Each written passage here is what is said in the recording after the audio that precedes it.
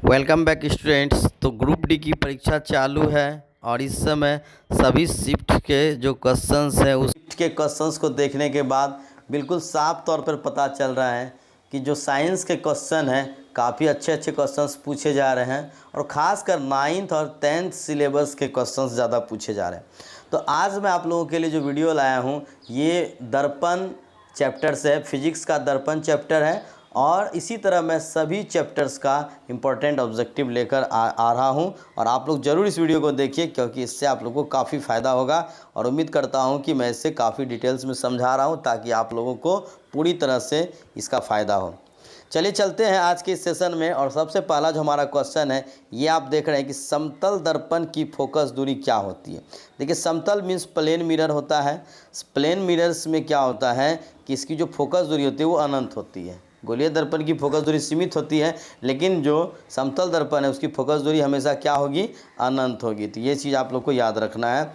Next question पर लोग चलते हैं। अब देखिए नेक्स्ट क्वेश्चन है कि यदि किसी वस्तु को एक दर्पण के सामने निकट रखने पर सीधा बने प्रतिबिंब लेकिन दूर रखने पर उल्टा प्रतिबिंब बने। देखिए यहाँ पर कहने का मतलब है उल्टा सीधा जब भी हम बोलते हैं, देखिए उल्टा प्रतिबिंब का मतलब वास्तविक प्रतिबिंब होता है और सीधा का मतलब काल्पनिक प्रतिबिंब होता है। तो ये दोनों तरह का प्रतिबिंब वही दर्पण बनाएगा, कौन सा, अवतल दर्पण। ठीक है, दोनों प्रकार का प्रतिबिंब कौन बनाता है, अवतल दर्पण बनाता है। उत्तल दर्पण हमेशा काल्पनिक प्रतिबिंब बनाता है जबकि अवतल दर्पण दोनों तरह का प्रतिबिंब बनाता है। ठीक है, ये आप लोगों को याद रखना है। नेक्स्ट क्वेश्चन पे चलते हैं। किसी अवतल दर्पण द्वारा आभासी सीधा और आवर्धित प्रतिबिंब बनता है तो वस्तु की स्थिति क्या होगी, यानी कहाँ पर रखने से अवतल दर्पण में आभासी सीधा और बड़ा प्रतिबिंब बनेगा। तो आप यहाँ पर हमेशा ध्यान रखिए, मैं साथ में आप लोगों को कुछ कुछ समझाने का भी प्रयास करता हूँ, इसलिए वीडियो को पूरी तरह से देखिए। अगर दर्पण में कभी भी वस्तु को हम मुख्य फोकस और वक्रता यहाँ पर ध्रुव के बीच रखेंगे तो इसका जब भी प्रतिबिंब बनेगा तो ये प्रतिबिंब हमेशा कैसा बनता है, ये प्रतिबिंब हमेशा काल्पनिक बनता है जो कि इस तरह से यहाँ पर बन जाएगा, आभासी सीधा और आवर्धित यानी कि वस्तु से काफ़ी बड़ा बनेगा। इसके लिए फोकस और ध्रुव के बीच में वस्तु को रखना पड़ता है, यानी कि ध्रुव और फोकस के बीच। ऑप्शन ए इस सवाल का बिल्कुल सही जवाब है। अवतल दर्पण द्वारा आभासी सीधा और आवर्धित प्रतिबिंब कब बनेगा, जब ध्रुव और फोकस के बीच वस्तु हो। संयुग्मी फोकस संभव होता है। संयुग्मी फोकस किसमें संभव होता है, तो ये केवल अवतल दर्पण में ही संभव होता है संयुग्मी फोकस, क्योंकि ये दोनों तरह का काम करता है। अब यहाँ पर आइए अगला क्वेश्चन में चलते हैं। किसी जो है 10 सेमी फोकस दूरी वाले अवतल दर्पण के सामने, देखिए ये यहाँ पर एक डायग्राम के द्वारा समझते हैं।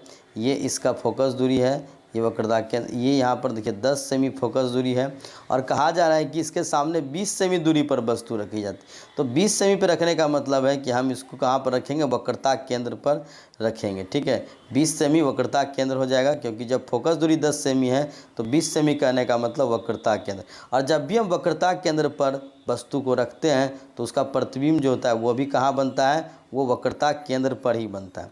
यानी कि जो वस्तु का प्रतिबिंब होगा वो कहाँ बनेगा, वो दर्पण के वक्रता केंद्र पर बनेगा। ऑप्शन डी इस सवाल का सही जवाब हो जाएगा। क्लियर है, यहाँ पर कहाँ बनेगा, दर्पण के वक्रता केंद्र पर। अगला क्वेश्चन पे चलते हैं। यहाँ आपसे कहा जा रहा है कि अवतल दर्पण की वक्रता त्रिज्या यानी जो आर है वो 20 सेंटीमीटर है। तो हमेशा याद रखना है कि फोकस दूरी जो होती है वो वक्रता त्रिज्या की आधी होती है, यानी कि ये 10 सेमी हो जाएगा। तो अवतल दर्पण है, अवतल दर्पण की जो फोकस दूरी होती है वो ऋणात्मक होती है, इसलिए यहाँ पर सही जवाब हो जाएगा -10 सेंटीमीटर। अवतल दर्पण की फोकस दूरी क्या होती है, ऋणात्मक होती है, यानी -10 सेंटीमीटर। नेक्स्ट क्वेश्चन पे चलते हैं। किसका दृष्टि क्षेत्र सबसे अधिक होता है। देखिए हमेशा याद रखना है कि जो उत्तल दर्पण होता है, उत्तल दर्पण हमेशा किसी भी चीज़ का छोटा छोटा, लेकिन ये कैसा प्रतिबिंब बनाता है, ये छोटा छोटा प्रतिबिंब तो बनाता है लेकिन ये बिल्कुल बहुत दूर का प्रतिबिंब बनाता है। इसका जो दृष्टि क्षेत्र है वो सबसे अधिक होता है, किसमें, उत्तल दर्पण में ऐसा होता है। उत्तल दर्पण का दृष्टि क्षेत्र अधिक होने के कारण ही जो गाड़ियों का साइड मिरर होता है उसमें भी हम लोग उत्तल दर्पण का ही प्रयोग करते हैं। नेक्स्ट क्वेश्चन है। उत्तल दर्पण से प्रतिबिंब सदैव बनता है। उत्तल दर्पण से अभी देखिए मैंने जैसा आपको बताया, उत्तल दर्पण में जब भी बनेगा तो ये हमेशा काल्पनिक प्रतिबिंब और सीधा प्रतिबिंब ही बनता है। उत्तल दर्पण से जो प्रतिबिंब बनता है वो क्या होता है, वक्रता केंद्र तथा फोकस के बीच, वक्रता केंद्र तथा अनंत के बीच, ध्रुव तथा फोकस के बीच, कहीं भी बन सकता है। लेकिन यहाँ पर देखिए, ये आपको हम दिखा दें, अगर आप गौर से देखेंगे तो ये जो होता है हमेशा ये कहाँ बनता है, सॉरी, ये जब भी आपका बनेगा तो ये आपके फोकस और ध्रुव के ही बीच बनता है। कहाँ बनता है, फोकस और ध्रुव के बीच बनता है। ठीक है, तो ध्रुव तथा फोकस के बीच बनेगा। उत्तल दर्पण से जब भी प्रतिबिंब बनेगा तो ध्रुव और कहाँ बनेगा, वो फोकस के बीच बनेगा। क्लियर है, समझ में आ गया होगा। अब चलते हैं हम लोग नेक्स्ट क्वेश्चंस में। उत्तल दर्पण के सामने रखी किसी वस्तु का प्रतिबिंब बनता है। उत्तल दर्पण के सामने रखी किसी वस्तु का जो प्रतिबिंब बनता है वो हमेशा किधर बनता है, दर्पण के पीछे बनता है। क्योंकि उत्तल दर्पण में हमेशा कैसा प्रतिबिंब होता है, काल्पनिक प्रतिबिंब होता है। इसलिए काल्पनिक प्रतिबिंब जब भी बनता है वो दर्पण के पीछे वाला पार्ट में बनता है, यानी कि रंगीन वाला पार्ट में बनता है, दर्पण के पीछे। क्लियर हो गया। अगला क्वेश्चन पे आते हैं। उत्तल दर्पण से बनने वाले प्रतिबिंब की प्रकृति क्या होगी। अभी मैंने बताया कि उत्तल दर्पण से जब भी प्रतिबिंब बनेगा वो हमेशा आभासी और सीधा होगा। कैसा होगा, आभासी और सीधा होता है, क्योंकि इसमें हमेशा आभासी प्रतिबिंब ही बनता है और आभासी प्रतिबिंब हमेशा सीधा होता है। इसमें वास्तविक प्रतिबिंब बनता ही नहीं है। नेक्स्ट क्वेश्चन आते हैं कि एक सवाल है कि उत्तल दर्पण की फोकस दूरी, यानी उत्तल दर्पण है तो इसकी फोकस दूरी जो होगी वो प्लस में होगी। इसकी फोकस दूरी 10 सेंटीमीटर है। ये आपसे यहाँ पर कहा गया है कि इसकी जो फोकस दूरी है वो कितनी है, वो है 10 सेंटीमीटर।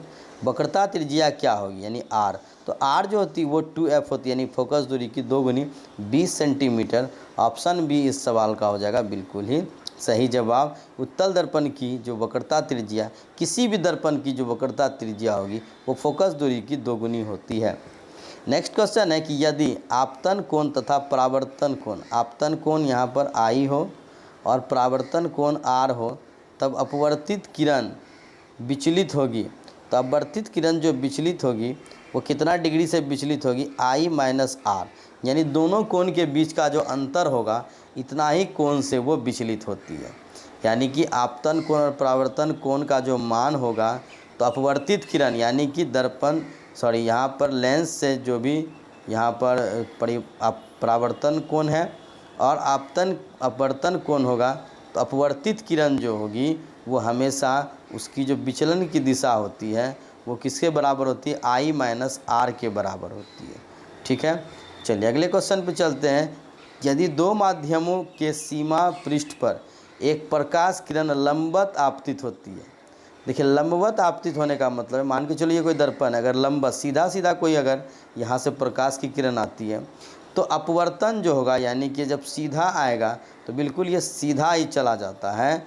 तो यहाँ पर क्या होता है, अपवर्तन कोण का मान 0 हो जाएगा, 0 डिग्री हो जाता है। अपवर्तन यानी बिल्कुल नहीं के बराबर होता है सीधी आने पर। क्लियर है यहाँ पर। अगला क्वेश्चन पर चलते हैं। कहा जा रहा है कि निम्न में किसके सामने रखी वस्तु का प्रतिबिंब सदैव सीधा, आभासी और छोटा बनता है। देखिए, जब हम लेंस की बात करेंगे तो ये अवतल लेंस में होगा, लेकिन जब हम दर्पण की बात करेंगे तो उत्तल दर्पण होगा। उत्तल दर्पण में जब भी प्रतिबिंब बनता है वो सीधा, आभासी और छोटा बनता है, लेकिन जब लेंस की बात होगी तो ये अवतल लेंस में होता है। समझ गए बात को। अगले क्वेश्चन पे चलते हैं। किसी वस्तु और उसके प्रतिबिंब की लेंस के प्रकाशिक केंद्र से दूरी क्रमशः 10 सेमी और 30 सेमी, यानी कि देखिए जो आपके प्रकाशिक केंद्र हैं, मान के चलो यहाँ पर ये प्रकाशिक केंद्र लेंस है, यहाँ पर लेंस है, तो लेंस के प्रकाशिक केंद्र हम कहते हैं ये जो मिडिल पॉइंट होता है। तो यहाँ पर बोल रहा है कि जो वस्तु है ना, किसी वस्तु और उसके प्रतिबिंब की लेंस के प्रकाशिक केंद्र से दूरी, तो वस्तु की दूरी है 10 सेमी, यानी यहाँ से 10 सेमी पर लेते हैं वस्तु, और जो 10 सेमी है और प्रतिबिंब की दूरी कितनी है, 30 सेमी है। तो 30 सेमी पर चाहे मान के चलो कि इस तरफ बने, चाहे ये 30 सेमी पर इस तरफ बने, 30 सेंटीमीटर पर, यानी वस्तु जितनी दूरी है उससे तिगुनी दूरी पर प्रतिबिंब बन रहा है। तो यहाँ पर आप हमेशा जान लीजिए कि चाहे यहाँ पर आपके कोई भी लेंस के सामने जब वस्तु यहाँ पर रखी गई 30 सेंटीमीटर, तो यहाँ पर क्लियर नहीं है, इसलिए इसको उत्तल लेंस ही माना जाएगा। और उत्तल लेंस में जब 30 सेंटीमीटर दूरी पर बनेगा तो आवर्धन 1 से अधिक होगा, यानी कि वस्तु का जो प्रतिबिंब होगा वो हमेशा वस्तु से बड़ा हो जाता है। ठीक है, तो क्लियर हो गया, ये आप लोगों ने समझ लिया होगा।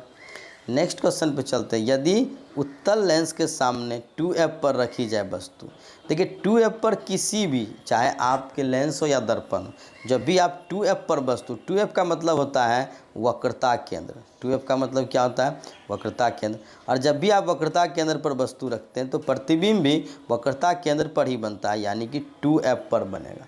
कहाँ बनेगा, 2f पर। उत्तल लेंस के सामने अगर हम 2f पर वस्तु रखेंगे तो प्रतिबिंब भी 2f पर बनेगा, ये हमेशा के लिए सत्य होता है। अब यहाँ पर देखिए सवाल है कि 1 मीटर फोकस दूरी के उत्तल लेंस की क्षमता क्या होगी। देखिए क्षमता जब भी बात करते हैं, लेंस की क्षमता P बराबर 1/f होती है।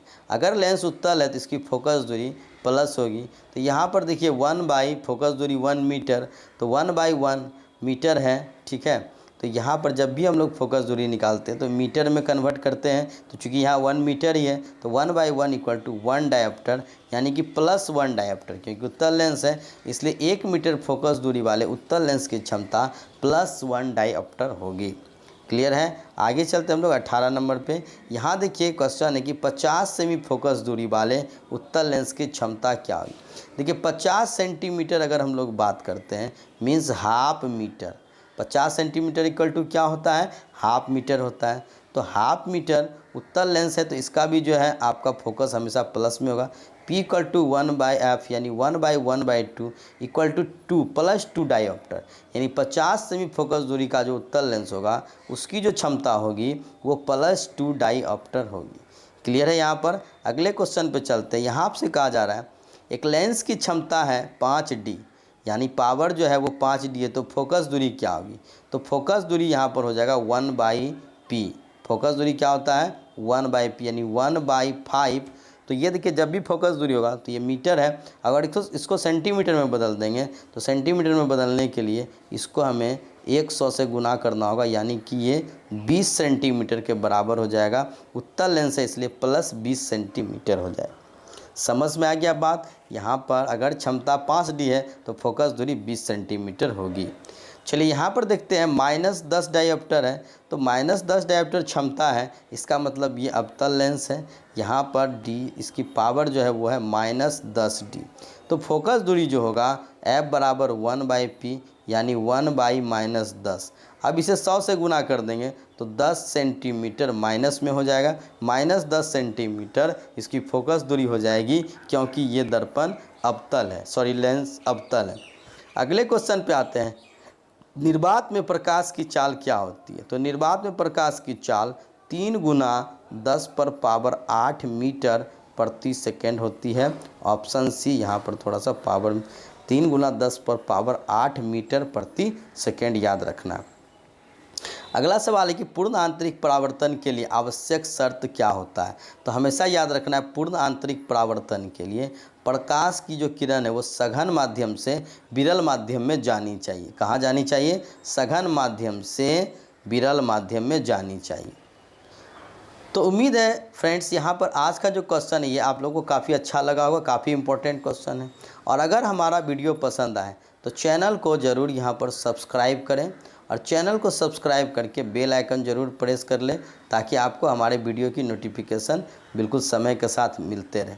इसी तरह के वीडियो देखने के लिए हमारे चैनल पर आने वाली सभी नोटिफिकेशन को देखते रहें, और नए वीडियो लेकर हम फिर हाजिर होंगे। तब तक के लिए गुड बाय, जय हिंद, जय भारत।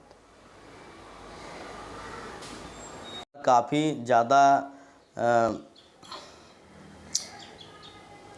Welcome back students. तो ग्रुप डी की परीक्षा शुरू हो चुकी है, और सभी शिफ्ट के क्वेश्चंस को देखने के बाद बिल्कुल साफ तौर पर पता चल रहा है कि जो साइंस के क्वेश्चन हैं काफ़ी अच्छे क्वेश्चंस पूछे जा रहे हैं, और ख़ासकर 9th और 10th सिलेबस के क्वेश्चंस ज़्यादा पूछे जा रहे हैं।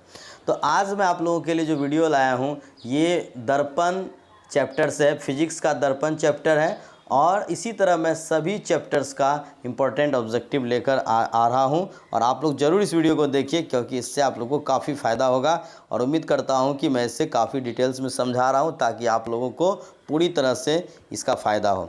चलिए चलते हैं आज के इस सेशन में। और सबसे पहला जो हमारा क्वेश्चन है, ये आप देख रहे हैं कि समतल दर्पण की फोकस दूरी क्या होती है। देखिए, समतल मीन्स प्लेन मिरर होता है। प्लेन मिरर्स में क्या होता है कि इसकी जो फोकस दूरी होती है वो अनंत होती है। गोलीय दर्पण की फोकस दूरी सीमित होती है, लेकिन जो समतल दर्पण है उसकी फोकस दूरी हमेशा क्या होगी, अनंत होगी। तो ये चीज़ आप लोग को याद रखना है। नेक्स्ट क्वेश्चन पर लोग चलते हैं। अब देखिए, नेक्स्ट क्वेश्चन है कि यदि किसी वस्तु को एक दर्पण के सामने निकट रखने पर सीधा बने प्रतिबिंब, लेकिन दूर रखने पर उल्टा प्रतिबिंब बने। देखिए, यहाँ पर कहने का मतलब है उल्टा सीधा जब भी हम बोलते हैं, देखिए उल्टा प्रतिबिंब का मतलब वास्तविक प्रतिबिंब होता है और सीधा का मतलब काल्पनिक प्रतिबिंब होता है। तो ये दोनों तरह का प्रतिबिंब वही दर्पण बनाएगा, कौन सा, अवतल दर्पण। ठीक है, दोनों प्रकार का प्रतिबिंब कौन बनाता है, अवतल दर्पण बनाता है। उत्तल दर्पण हमेशा काल्पनिक प्रतिबिंब बनाता है, जबकि अवतल दर्पण दोनों तरह का प्रतिबिंब बनाता है। ठीक है, ये आप लोगों को याद रखना है। नेक्स्ट क्वेश्चन पे चलते हैं। किसी अवतल दर्पण द्वारा आभासी सीधा और आवर्धित प्रतिबिंब बनता है, तो वस्तु की स्थिति क्या होगी, यानी कहाँ पर रखने से अवतल दर्पण में आभासी सीधा और बड़ा प्रतिबिंब बनेगा। तो आप यहाँ पर हमेशा ध्यान रखिए, मैं साथ में आप लोगों को कुछ कुछ समझाने का भी प्रयास करता हूँ, इसलिए वीडियो को पूरी तरह से देखिए।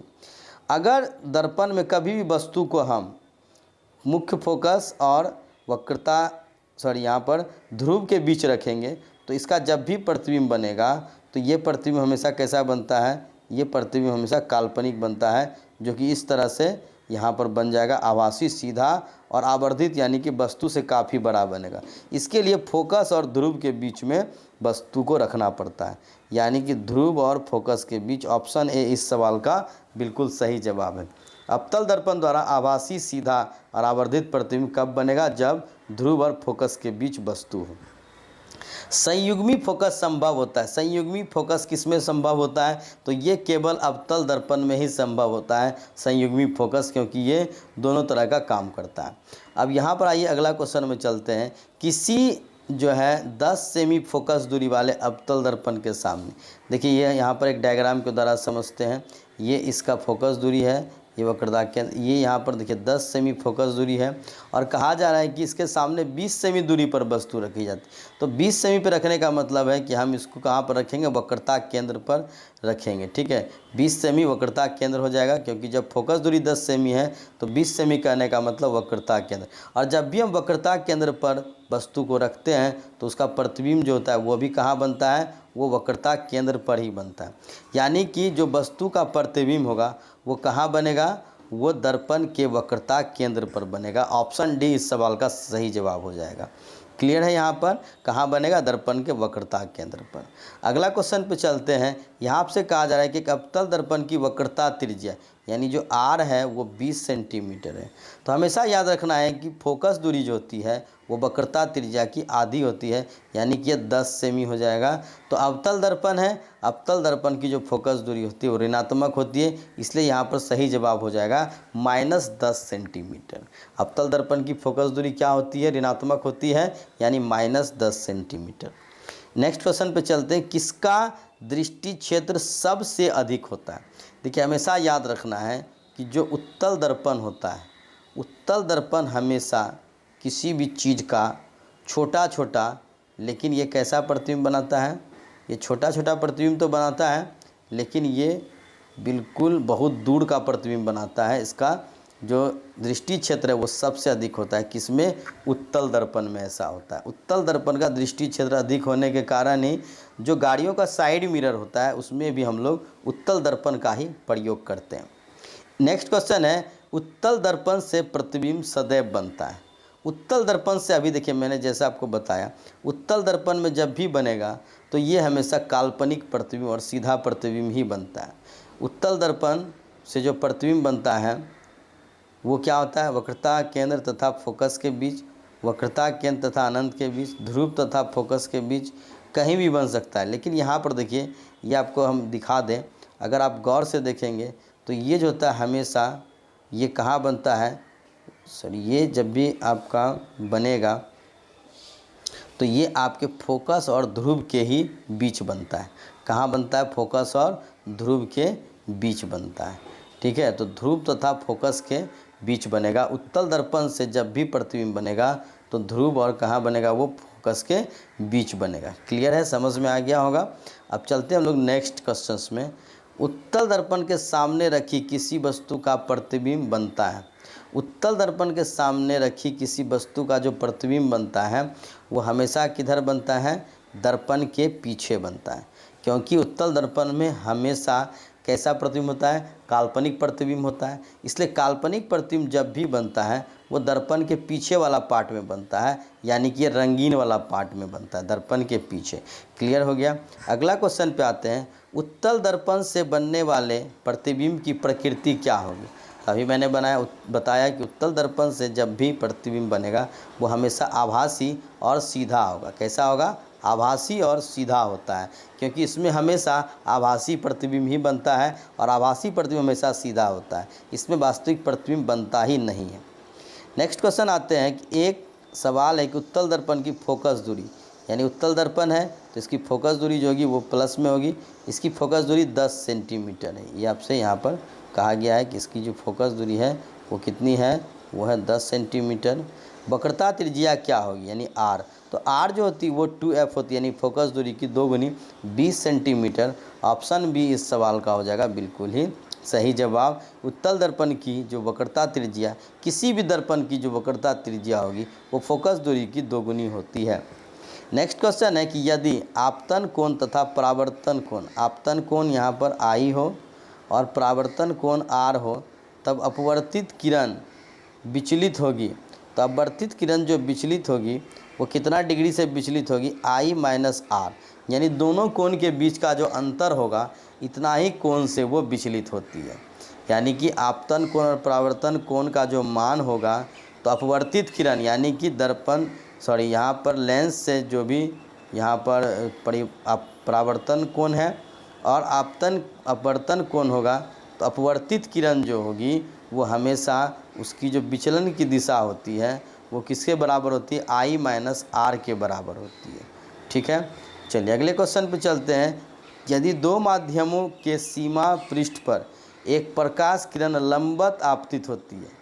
देखिए, लंबवत आपतित होने का मतलब है, मान के चलो ये कोई दर्पण है, अगर लंबवत सीधा कोई अगर यहाँ से प्रकाश की किरण आती है तो अपवर्तन जो होगा, यानी कि जब सीधा आएगा तो बिल्कुल ये सीधा ही चला जाता है। तो यहाँ पर क्या होता है? अपवर्तन कोण का मान 0 हो जाएगा, 0 डिग्री हो जाता है। अपवर्तन यानी बिल्कुल नहीं के बराबर होता है सीधा सीधी आने पर। क्लियर है यहाँ पर। अगला क्वेश्चन पे चलते हैं। कहा जा रहा है कि निम्न में किसके सामने रखी वस्तु का प्रतिबिंब सदैव सीधा, आभासी और छोटा बनता है? देखिए, जब हम लेंस की बात करेंगे तो ये अवतल लेंस में होगा, लेकिन जब हम दर्पण की बात करेंगे तो उत्तल दर्पण होगा। उत्तल दर्पण में जब भी प्रतिबिंब बनता है वो सीधा, आभासी और छोटा बनता है, लेकिन जब लेंस की बात होगी तो ये अवतल लेंस में होता है। समझ गए बात को। अगले क्वेश्चन पे चलते हैं। किसी वस्तु और उसके प्रतिबिंब की लेंस के प्रकाशिक केंद्र से दूरी क्रमशः 10 सेमी और 30 सेमी, यानी कि देखिए जो आपके प्रकाशिक केंद्र हैं, मान के चलो यहाँ पर ये प्रकाशिक केंद्र लेंस है, यहाँ पर लेंस है, तो लेंस के प्रकाशिक केंद्र हम कहते हैं ये जो मिडिल पॉइंट होता है। तो यहाँ पर बोल रहा है कि जो वस्तु है ना, किसी वस्तु और उसके प्रतिबिंब की लेंस के प्रकाशिक केंद्र से दूरी, तो वस्तु की दूरी है 10 सेमी, यानी यहाँ से 10 सेमी पर लेते हैं वस्तु, और जो 10 सेमी है और प्रतिबिंब की दूरी कितनी है? 30 सेमी है। तो 30 सेमी पर चाहे मान के चलो कि इस तरफ बने, चाहे ये 30 सेमी पर इस तरफ बने 30 सेंटीमीटर पर, यानी वस्तु जितनी दूरी है उससे तिगुनी दूरी पर प्रतिबिंब बन रहा है। तो यहाँ पर आप हमेशा जान लीजिए कि चाहे यहाँ पर आपके कोई भी लेंस के सामने जब वस्तु यहाँ पर रखी गई 30 सेंटीमीटर, तो यहाँ पर क्लियर नहीं है, इसलिए इसको उत्तल लेंस ही माना जाएगा। और उत्तल लेंस में जब 30 सेंटीमीटर दूरी पर बनेगा तो आवर्धन 1 से अधिक होगा, यानी कि वस्तु का जो प्रतिबिंब होगा वो हमेशा वस्तु से बड़ा हो जाता है। ठीक है, तो क्लियर हो गया, ये आप लोगों ने समझ लिया होगा। नेक्स्ट क्वेश्चन पे चलते हैं। यदि उत्तल लेंस के सामने 2f पर रखी जाए वस्तु, देखिए 2f पर किसी भी, चाहे आपके लेंस हो या दर्पण हो, जब भी आप 2f पर वस्तु, 2f का मतलब होता है वक्रता केंद्र, 2f का मतलब क्या होता है, वक्रता केंद्र। और जब भी आप वक्रता केंद्र पर वस्तु रखते हैं तो प्रतिबिंब भी वक्रता केंद्र पर ही बनता है, यानी कि 2f पर बनेगा। कहाँ बनेगा, 2f पर। उत्तल लेंस के सामने अगर हम 2f पर वस्तु रखेंगे तो प्रतिबिंब भी 2f पर बनेगा, ये हमेशा के लिए सत्य होता है। अब यहाँ पर देखिए सवाल है कि 1 मीटर फोकस दूरी के उत्तल लेंस की क्षमता क्या होगी। देखिए क्षमता जब भी बात करते हैं, लेंस की क्षमता P बराबर 1/f होती है। अगर लेंस उत्तल है तो इसकी फोकस दूरी प्लस होगी, तो यहाँ पर देखिए 1 फोकस दूरी 1 मीटर, तो 1/1 मीटर है, ठीक है। तो यहाँ पर जब भी हम लोग फोकस दूरी निकालते हैं तो मीटर में कन्वर्ट करते हैं, तो चूँकि यहाँ 1 मीटर ही है तो 1/1 इक्वल टू 1 डायोप्टर, यानी कि +1 डायोप्टर, क्योंकि उत्तल लेंस है इसलिए 1 मीटर फोकस दूरी वाले उत्तल लेंस की क्षमता +1 डायोप्टर होगी। क्लियर है। आगे चलते हम लोग 18 नंबर पे। यहाँ देखिए क्वेश्चन है कि 50 सेमी फोकस दूरी वाले उत्तल लेंस की क्षमता क्या होगी। देखिए 50 सेंटीमीटर अगर हम लोग बात करते हैं, means half metre, 50 centimetre equal to क्या होता है, हाफ मीटर होता है। तो हाफ मीटर उत्तल लेंस है तो इसका भी जो है आपका फोकस हमेशा प्लस में होगा। P इक्वल टू 1/f, यानी 1/1/2 इक्वल टू 2 + 2 डायोप्टर, यानी 50 सेमी फोकस दूरी का जो उत्तल लेंस होगा उसकी जो क्षमता होगी वो +2 डायोप्टर होगी। क्लियर है यहाँ पर। अगले क्वेश्चन पे चलते हैं। यहाँ आपसे कहा जा रहा है एक लेंस की क्षमता है 5D, यानी पावर जो है वो 5D है, तो फोकस दूरी क्या होगी। तो फोकस दूरी यहाँ पर हो जाएगा 1/p। फोकस दूरी क्या होता है, 1/p, यानी 1/5। तो ये देखिए जब भी फोकस दूरी होगा तो ये मीटर है, अगर इसको सेंटीमीटर में बदल देंगे तो सेंटीमीटर में बदलने के लिए इसको हमें 100 से गुना करना होगा, यानी कि ये 20 सेंटीमीटर के बराबर हो जाएगा। उत्तल लेंस है इसलिए +20 सेंटीमीटर हो जाएगा। समझ में आ गया बात। यहाँ पर अगर क्षमता 5D है तो फोकस दूरी 20 सेंटीमीटर होगी। चलिए यहाँ पर देखते हैं -10 डायोप्टर है, तो -10 डायोप्टर क्षमता है, इसका मतलब ये अवतल लेंस है। यहाँ पर D इसकी पावर जो है वो है -10D। तो फोकस दूरी जो होगा F बराबर 1/p, यानी 1/-10। अब इसे 100 से गुना कर देंगे तो 10 सेंटीमीटर माइनस में हो जाएगा, -10 सेंटीमीटर इसकी फोकस दूरी हो जाएगी, क्योंकि ये दर्पण अवतल है, सॉरी लेंस अवतल है। अगले क्वेश्चन पे आते हैं। निर्वात में प्रकाश की चाल क्या होती है। तो निर्वात में प्रकाश की चाल 3 × 10⁻8 मीटर प्रति सेकेंड होती है। ऑप्शन सी यहाँ पर थोड़ा सा पावर 3 × 10⁻8 मीटर प्रति सेकेंड याद रखना। अगला सवाल है कि पूर्ण आंतरिक परावर्तन के लिए आवश्यक शर्त क्या होता है। तो हमेशा याद रखना है पूर्ण आंतरिक परावर्तन के लिए प्रकाश की जो किरण है वो सघन माध्यम से विरल माध्यम में जानी चाहिए। कहाँ जानी चाहिए, सघन माध्यम से विरल माध्यम में जानी चाहिए। तो उम्मीद है फ्रेंड्स यहाँ पर आज का जो क्वेश्चन है ये आप लोगों को काफ़ी अच्छा लगा होगा, काफ़ी इंपॉर्टेंट क्वेश्चन है। और अगर हमारा वीडियो पसंद आए तो चैनल को ज़रूर यहाँ पर सब्सक्राइब करें, और चैनल को सब्सक्राइब करके बेल आइकन ज़रूर प्रेस कर लें, ताकि आपको हमारे वीडियो की नोटिफिकेशन बिल्कुल समय के साथ मिलते रहे। इसी तरह के वीडियो देखने के लिए हमारे चैनल पर आने वाले सभी नोटिफिकेशन को देखते रहें, और नए वीडियो लेकर हम फिर हाजिर होंगे। तब तक के लिए गुड बाय, जय हिंद।